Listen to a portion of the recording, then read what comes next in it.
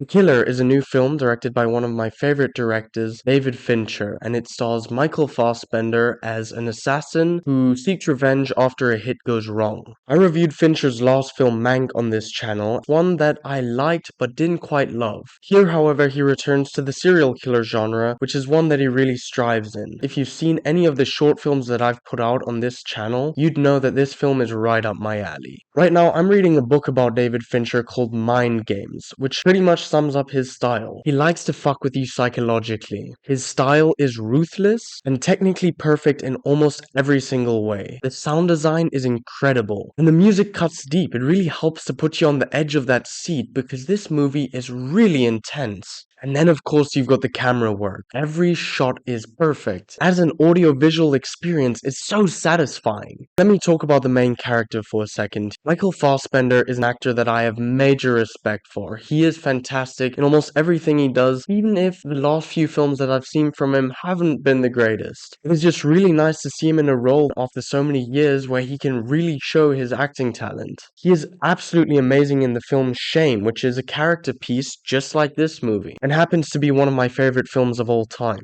And yes, his character is an assassin and does absolutely horrible things and has close to zero redeeming qualities. I've just always been of the opinion that you don't need to sympathize with the character or agree with them morally for that matter, as long as the character is written in a way that makes them interesting. And here that is absolutely the case. During a large chunk of the film we hear his thoughts, which means we get to be inside the mind of a complete psychopath. And it's just wildly fascinating to hear what is going through his head before he is going to kill someone, how he's going about his day, or the steps he needs to do in preparation for a kill. Michael Fassbender, he did an amazing job. This is a role that I think is really pitch perfect for him, and the rest of the actors were perfectly cast as well. Tilda Swinton, who happens to be one of my favorite actresses, is in it for one scene and she knocks it out of the park. And even the extras, it's as if David Fincher talked to each one of them personally. Just that's how lived in this world feels like, which helps because his character observes people as they're going through their day-to-day lives.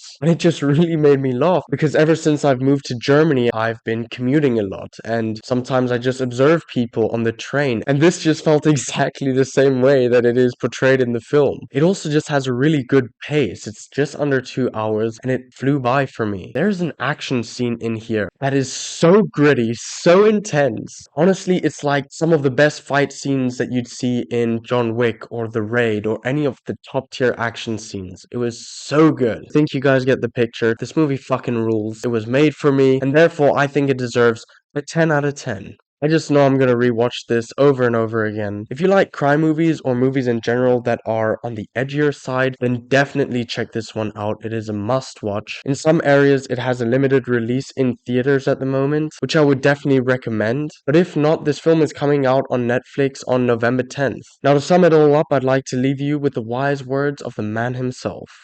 I think people are perverts.